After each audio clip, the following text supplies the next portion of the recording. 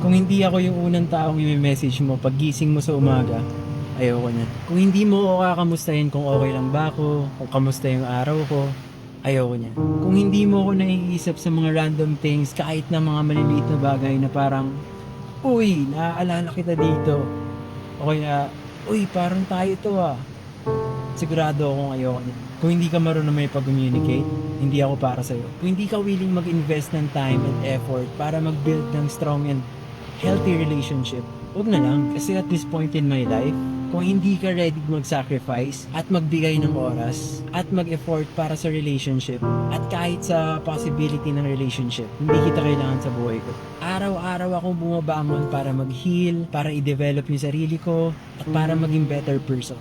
Kung ang intention mo ay sirain yun, huwag ka na lang pumasok sa buhay ko. Yung dating ako, for sure, susubukan kang ayusin, susubukan kang baguhin, pero yung ako ngayon at yung magiging ako, hindi na. Yung actions at mga salita mo yung magpapatunay kung ano talaga. Matanda na tayo para maglaro at magsayang ng oras.